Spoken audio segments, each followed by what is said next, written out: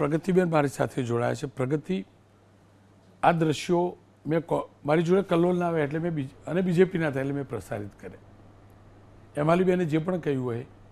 તમારા પક્ષમાં આ થતું હશે, અન્ય પક્ષમાં આ થાય છે, હું જાણું છું. કેટલું દુર્ભાગ્યપૂર્ણ. સાચું કહું રોનકભાઈ, તો આ રિયલી દુર્ભાગ્યપૂર્ણ છે. કેમ કે આપણા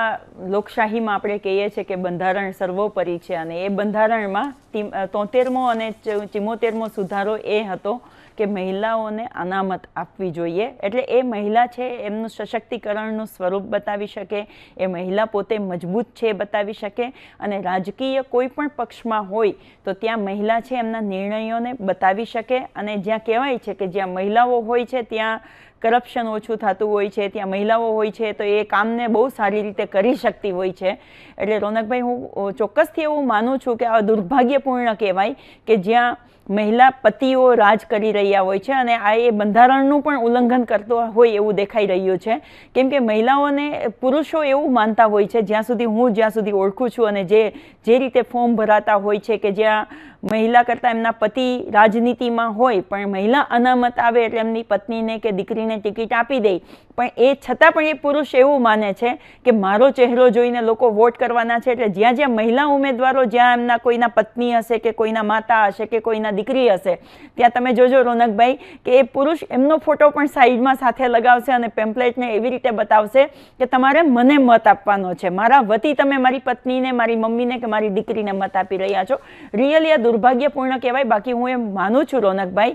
કે મહિલાઓમાં એ શક્તિ છે કે જે મહિલા પોતાનું ઘર ચલાવી શકે, એમના બાળકોની દેખભાળ કરી શકે, એમના સાસુ સસરાનું અને માતા પિતાનું, બે પરિવારનું ધ્યાન રાખી શકે, એ મહિલા એમના એરિયાને પણ બહુ સારી રીતે ચલાવી શકે, જ્યાંથી ચૂંટાઈને આવી શકે ત્યાંની સારી એવું નેતૃત્વ કરી શકે. તો હું એવી આશા રાખું છું રોનકભાઈ કે મહિલાઓના હાથમાં રાજ જવું જોઈએ. બાકી તમે કહ્યું એમ કે પતિઓના રાજ જ જો ચાલવાના હોય તો મહિલા અનામતનો કોઈ મતલબ નથી રહેતો. ત્યાં મહિલાઓને સાચા અર્થમાં સશક્તિકરણ સાબિત કરવા માટે ખાલી સ્લોગનો પૂરતું નથી રાખવું. આપણે ઘણા સમયથી સાંભળતા આવ્યા છે કે મહિલા પુરુષ સમોવડી બની ગઈ છે અને મહિલાઓ સક્ષમ બની ગઈ છે, પણ એકચ્યુઅલમાં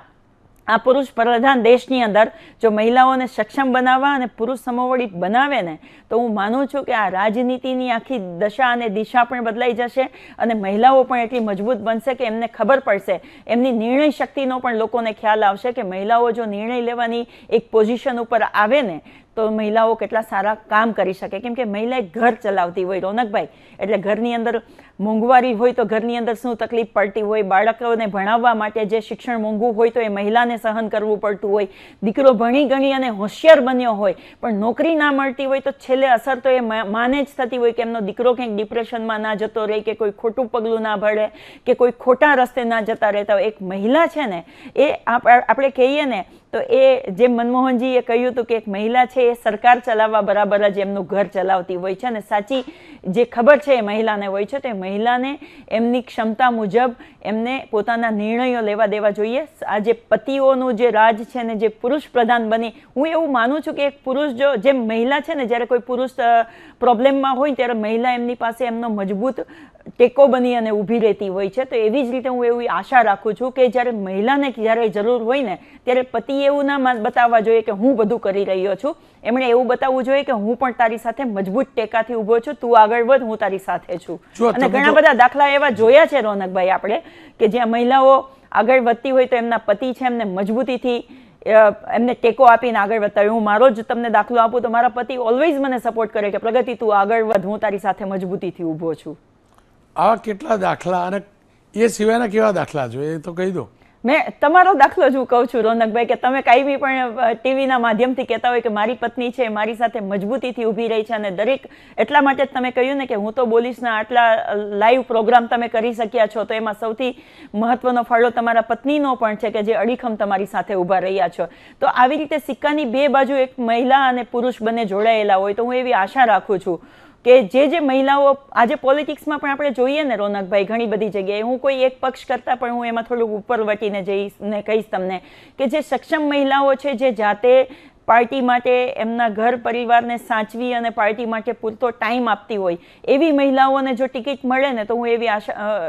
હું એવું માની શકું કે એ મહિલાઓ એમના એરિયાને પણ સરસ ચલાવી શકે. પણ ઘણીવાર શું થતું હોય છે કે પાર્ટીના કોઈ પણ પક્ષના લોકો હોય ને તો એ એવું મોસ્ટલી એવું વિચારતા હોય કે ભાઈ એમના પતિ મજબૂત છે, તેમના ઘરના હાઉસવાઈફ છે, તો પણ તમે એમને લઈ આવો, જેમને કંઈ પોલિટિક્સમાં ખબર ના પડતી હોય, એમને એરિયામાં જઈને શું કામ કરવા એ ખબર ના પડતી હોય, એમ કે ચાલ ને તું ફોર્મ ભરી દે ને, સાઇન કરી દે ને, કે અંગૂઠો મારી જા ને, હું ચલાવી લઈશ ને, હું કરી લઈશ ને. તો આ માનસિકતામાંથી પણ બહાર આવી અને જે સક્ષમ મહિલાઓ છે, જે રાજનીતિમાં ઇન્ટરેસ્ટ ધરાવે છે, એવી મહિલાઓને આગળ કરીને લઈ જશું ને તો આ સમાજની અને જે રાજનીતિની જે આખી દિશા છે એ ચેન્જ થશે. અને એ હકીકત છે કે પતિઓને ધ્યાનમાં રાખી, પરિવારને ધ્યાનમાં રાખીને ટિકિટ ફાળવવામાં આવે છે ત્યારે તે વોર્ડ, તે તાલુકા જિલ્લા પંચાયતની બેઠક પરની